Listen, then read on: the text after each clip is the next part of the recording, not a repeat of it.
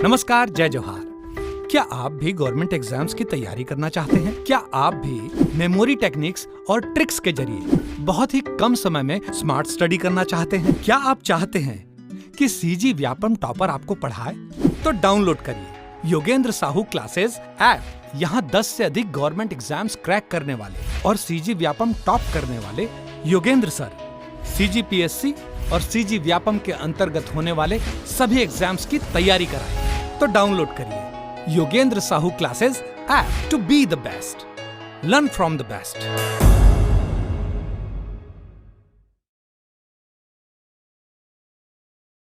कोई भी सपना साकार करने के लिए सबसे जरूरी है सही कोच का होना। चुनिए Yogendra Sahu classes first rank को और करें अपने सीजी व्यापम CGPSC का सपना साकार। Download the app now. नमस्कार दोस्तों, स्वागत है आपका योगेंद्र साहू ऑनलाइन क्लासेस में। तो आज का हमारा लेक्चर रहेगा भारत के प्रधानमंत्री और उप प्रधानमंत्री के ऊपर।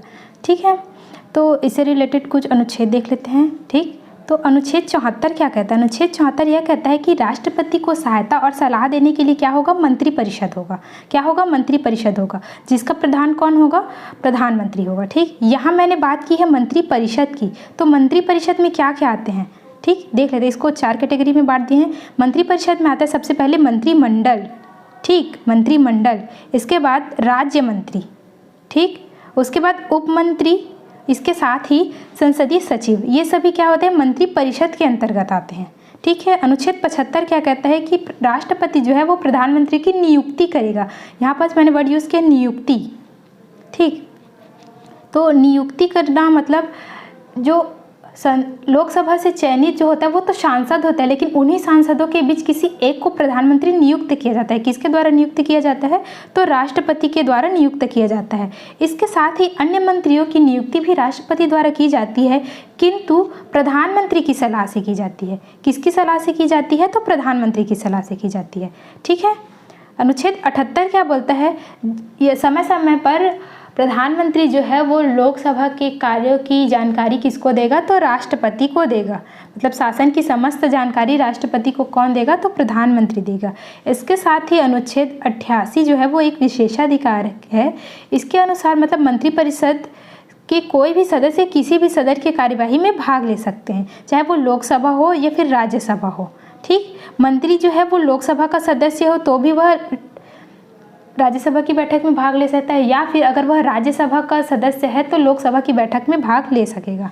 ठीक है, और इसके साथ ही ये देखते हैं कि प्रधानमंत्री किन किन निकायों का प्रमुख होता है। तो ये देखते हैं, पहला क्या है? वो कैबिनेट का अध्यक्ष होता है। किसका अध्यक्ष होता है? तो कैबिनेट का अध्यक्ष होता है।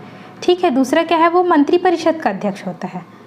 ठीक, इसके साथ ही वह सरकार का वास्तविक प्रमुख होता है। वह राष्ट्र का नेता होता है, जनता का नेता होता है, दल का नेता होता है। इसके साथ ही वह लोकसभा का भी नेता होता है। ठीक, प्रधानमंत्री जो है वो लोकसभा का नेता होता है। इसके साथ ही वह नीति आयोग का अध्यक्ष होता है। ठीक, वो अंतर्राज्यीय परिषद का प्रमुख होता है, पदेन अध्यक्ष होता है। सरकार का प्रमुख होता है, जो परमाणु कमान का पदेन अध्यक्ष होता है। ठीक, राष्ट्रीय जनसंख्या आयोग का पदेन अध्यक्ष होता है। इसके साथ ही राष्ट्रीय विकास परिषद का भी पदेन अध्यक्ष होता है। ठीक है, और देखते हैं प्रश्न। इसके साथ ही अगर कुछ एक्स्ट्रा आता है तो उसको हम विस्तार से चर्चा कर लेंगे। ठीक है, पहला प्रश्न है, उस प्रधानमंत्री का नाम बताइए जो लोकसभा में बहुमत सिद्ध नहीं कर पाया। तो ऑप्शन बी चौधरी चरण सिंह इसका राइट आंसर हो जाएगा। ठीक है, चौधरी चरण सिंह भारत के 5वें क्रम के प्रधानमंत्री थे, जिन्होंने लोकसभा में बहुमत सिद्ध नहीं कर पाया और 5 महीने में ही इनको इस्तीफा देना पड़ा। ठीक है, दूसरा प्रश्न है, राष्ट्रीय विकास परिषद का अध्यक्ष निम्नलिखित में से कौन होता है? तो ऑप्शन ए प्रधानमंत्री इसका राइट आंसर हो जाएगा। मैंने अभी बताया था कि प्रधानमंत्री जो होता है वो राष्ट्रीय विकास परिषद, राष्ट्रीय जनसंख्या आयोग, नीति आयोग, इन सब का पदेन अध्यक्ष होता है। ठीक है, योजना आयोग का सचिव ही इसका सचिव होता है। इसका गठन एक प्रस्ताव के द्वारा अगस्त 1952 में किया गया था। ठीक है, तीसरा प्रश्न देखते हैं, संविधान में प्रधानमंत्री के विषय में क्या उल्लेखित है? तो पहला क्या दिया है? वह मंत्रिपरिषद का अध्यक्ष होगा, वह संसद का सदस्य होगा, वह लोकसभा का सदस्य हो सकता है, वह राज्यसभा का सदस्य हो सकता है। तो ऑप्शन डी इसका राइट आंसर हो जाएगा। चारों मैंने अभी बताया था कि वो मंत्रिपरिषद का अध्यक्ष होता है, तो वह सांसद के रूप में ही चुना जाता है, फिर बाद में उसको राष्ट्रपति द्वारा प्रधानमंत्री नियुक्त किया जाता है, तो वह संसद का सदस्य होगा ही ना। तो वो जरूरी नहीं है कि वो लोकसभा का ही सदस्य हो, वो राज्यसभा का भी सदस्य हो जाता है, हो सकता है।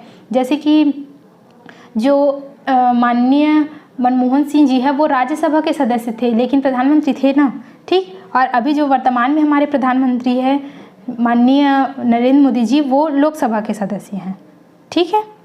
तो चौथा प्रश्न देखते हैं, एक मंत्री को कौन सी शक्ति दी गई है। इसमें बात की गई है मंत्री की, ठीक है। तो वह लोकसभा की, तो ए फर्स्ट है लोकसभा की बैठक में भाग लेना, राज्यसभा की बैठक में भाग लेना, संसद की संयुक्त बैठक में भाग लेना, संसदीय समिति की बैठक में भाग लेना।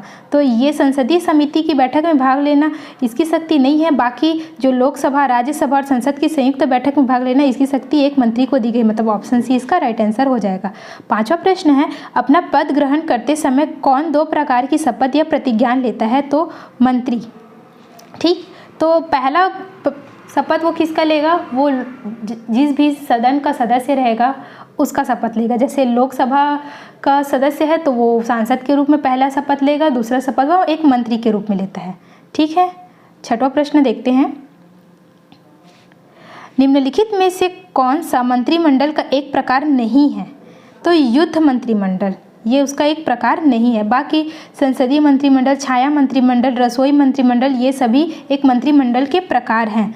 मंत्रिपरिषद प्रधानमंत्री, कैबिनेट मंत्री, राज्य मंत्री और संसदीय सचिव के साथ ही राज्य मंत्री की स्वतंत्र प्रभार इन सब से मिलकर बना होता है। मैंने बताया था शुरू में।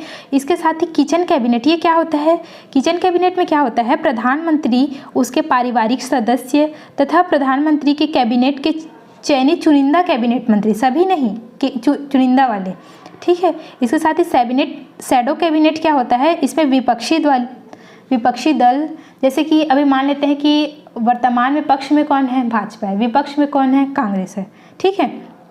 तो जो शैडो कैबिनेट होगा वो विपक्षी दल, मतलब कांग्रेस के द्वारा जो मंत्रिमंडल बनाया जाता है वो उसी को हम लोग शैडो कैबिनेट कहेंगे। लेकिन भारत में ये प्रचलित नहीं है, ये ब्रिटेन में प्रचलित है, ठीक है।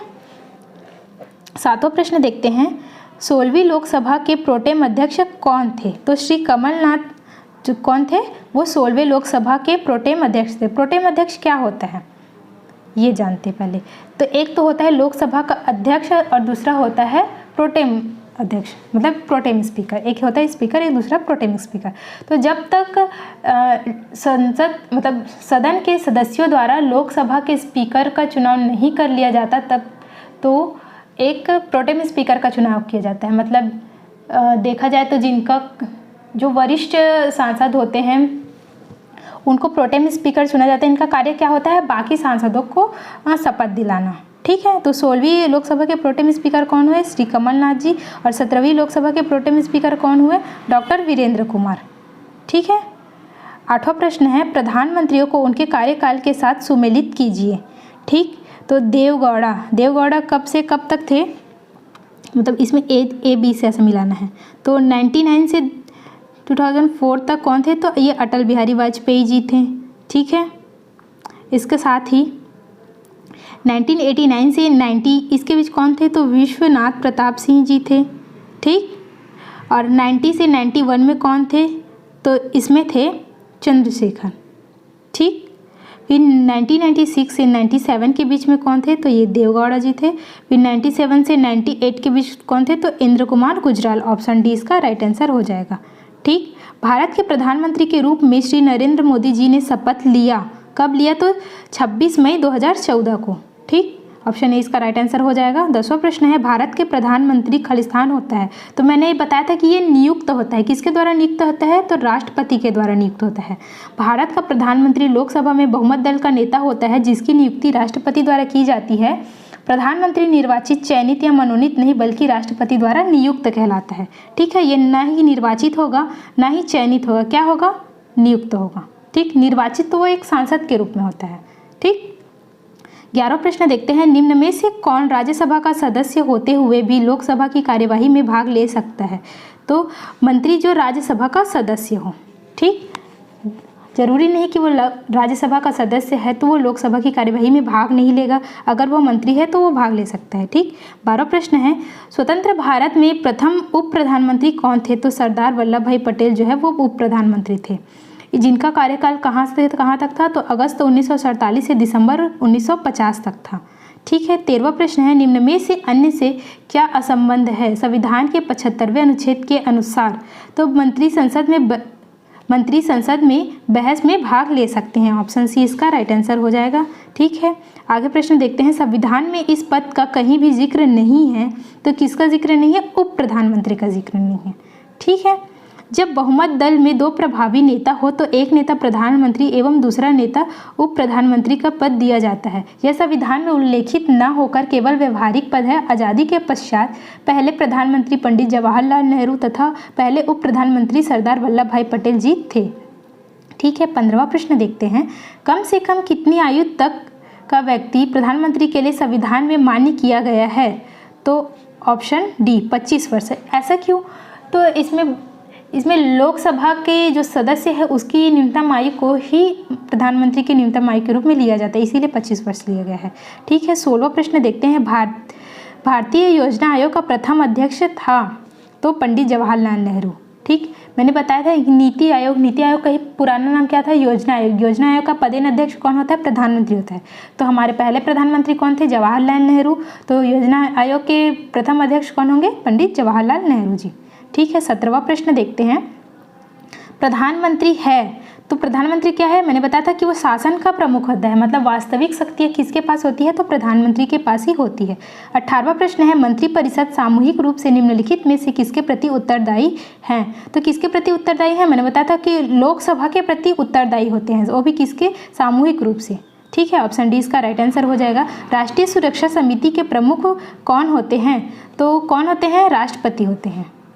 ठीक है। ऑप्शन सी इसका राइट आंसर हो जाएगा। किस प्रधानमंत्री द्वारा उदारीकरण, निजीकरण, भूमंडलीकरण की नई आर्थिक नीति घोषित की गई थी? तो नरसिम्हा राव। ठीक है। तो 1991 के दौरान उदारीकरण, निजीकरण, भूमंडलीकरण की आर्थिक नीति की घोषणा की गई थी। उस समय तत्कालीन प्रधानमंत्री पीवी नरसिम्हा राव तथा वित्त मंत्री कौन थे? डॉक्टर मनमोहन सिंह थे। इसे राव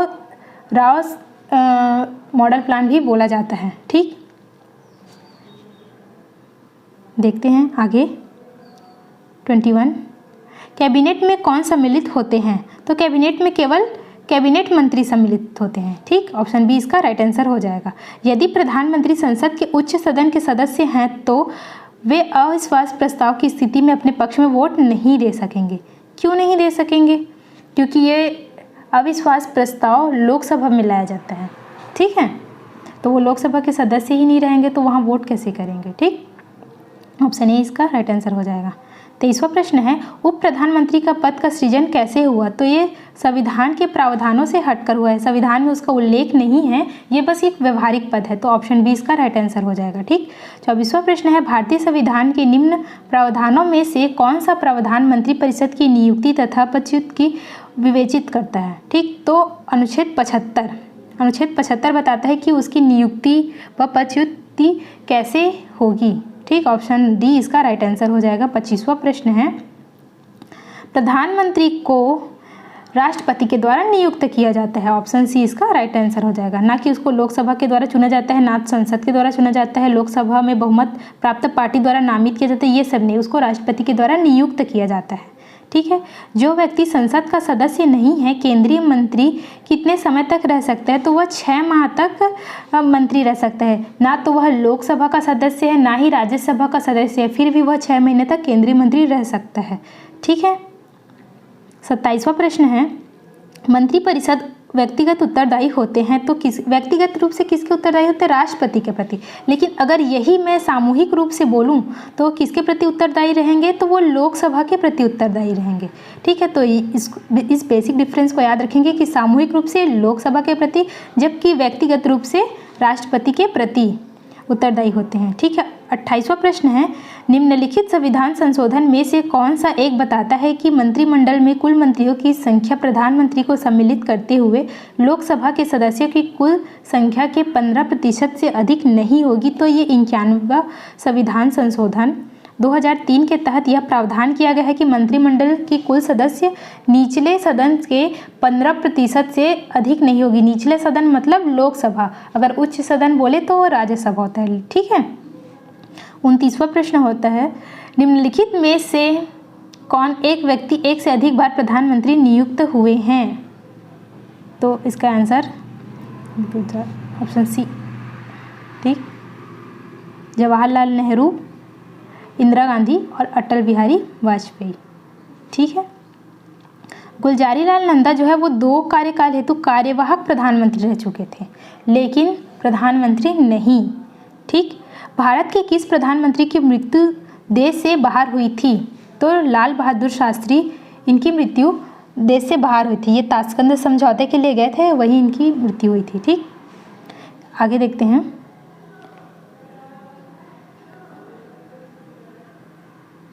31वां प्रश्न है, संविधान में मंत्रिमंडल शब्द का एक ही अनुच्छेद में प्रयोग हुआ है और वह है, तो वह कौन सा है? अनुच्छेद 352 में, ठीक। मंत्रिमंडल शब्द का एक ही अनुच्छेद में प्रयोग है, बाकी जगह मंत्री परिषद का हुआ है, ठीक है। अनुच्छेद 352 के खंड 3 के तहत राष्ट्रीय आपातकाल तभी लगेगा जब संघीय मंत्रिमंडल उसे लिखित रूप से सूचित करेगा, ठीक है। 32वां प्रश्न है, भारत के प्रधानमंत्रियों में से कौन अपने कार्यकाल में संसद में कभी भी उपस्थित नहीं हुआ? तो ये चौधरी चरण सिंह जी है, जो अपने कार्यकाल में संसद में कभी भी उपस्थित नहीं हुए थे, ठीक। चौधरी चरण सिंह अपने पूरे कार्यकाल के दौरान एक बार भी लोकसभा की बैठक न होने के कारण संसद नहीं जा पाए तथा उन्हें लोकसभा के निर्धारित बैठक के एक दिन पूर्व कांग्रेस द्वारा अपने समर्थन वापस लेने के बाद त्यागपत्र देना पड़ा था, ठीक। 33वां प्रश्न है, निम्नलिखित में से कौन कौन अंतर्राज्यीय परिषद के सदस्य होते हैं? ठीक, तो राष्ट्रपति शासन के दौरान राज्यों के राज्यपाल, प्रधानमंत्री और 6 कैबिनेट मंत्री, मुख्यमंत्री और उपरोक्त सभी, तो उपरोक्त सभी जो है वो अंतर्राज्यीय परिषद के सदस्य होते हैं, ठीक। अनुच्छेद 263 के अनुसार अंतर्राज्यीय परिषद के पदेन अध्यक्ष कौन होता है? तो प्रधानमंत्री होता है, जिसमें 6 केंद्रीय मंत्री और सभी राज्यों के मुख्यमंत्रियों को शामिल किया जाता है। 34वां प्रश्न है, संविधान के किस अनुच्छेद में संघीय मंत्रिमंडल पद का उपयोग किया जाता है? तो अनुच्छेद 352, अनुच्छेद 352 में संघीय मंत्रिमंडल पद का उपयोग किया गया है, एकमात्र अनुच्छेद में, ठीक। संविधान के अनुच्छेद 75 के संदर्भ में निम्नलिखित में से कौन सा सुमेलित है? तो पहला है, मंत्रियों की नियुक्ति प्रधानमंत्री के सलाह से राष्ट्रपति द्वारा की जाएगी। दूसरा है, मंत्रिपरिषद सामूहिक रूप से लोकसभा के प्रति उत्तरदायी होगी। तीसरा है, प्रधानमंत्रियों की वेतन और भत्तों का निर्धारण संसद द्वारा किया जाएगा। चौथा है, मंत्रियों द्वारा राष्ट्रपति को दी गई सलाह व जांच पड़ताल किसी न्यायालय में नहीं की जा सकेगी, ठीक। तो इसमें बोला कौन कौन सा सुमेलित है? तो पहला, दूसरा, तीसरा, ये तीनों सुमेलित है। ऑप्शन सी इसका राइट आंसर हो जाएगा, ठीक। ये अनुच्छेद 75 की बात कर रहे हैं, ठीक। जबकि अनुच्छेद 74 ये कहता है कि मंत्रियों द्वारा राष्ट्रपति को दी गई सलाह की जांच पड़ताल किसी न्यायालय में नहीं की जा सकेगी। तो ये चौथा जो है वो अनुच्छेद 74 में आ जाएगा, बाकी जो तीनों हैं वो अनुच्छेद 75 में दिए गए हैं, ठीक। 36वां प्रश्न है, कैबिनेट समितियों से संबंधित निम्नलिखित कथनों को पढ़िए तथा सही विकल्प को चुनिए। कथन 1 क्या है? संविधान में कैबिनेट समितियों का उल्लेख नहीं है। कथन 2 है, कैबिनेट समितियां प्रधानमंत्री द्वारा समय की जरूरत एवं परिस्थिति की आवश्यकता को ध्यान में रखते हुए गठित की जाती है। कथन 3 है, यदि प्रधानमंत्री समिति के सदस्य हो तो यह आवश्यक नहीं कि वे समिति के अध्यक्ष हो। चौथा है, संसदीय मामलों की समिति के अध्यक्ष प्रधानमंत्री होते हैं। तो इसमें कथन 1 और 2 तो सही हैं कि संविधान में कैबिनेट समितियों का उल्लेख नहीं है। कैबिनेट समितियां प्रधानमंत्री द्वारा समय की जरूरत एवं परिस्थिति की आवश्यकता को ध्यान में रखते हुए गठित की जाती है, ये दोनों तो सही हैं। लेकिन यदि प्रधानमंत्री समिति के सदस्य हो तो यह आवश्यक नहीं कि वे समिति के अध्यक्ष हो, ये गलत है।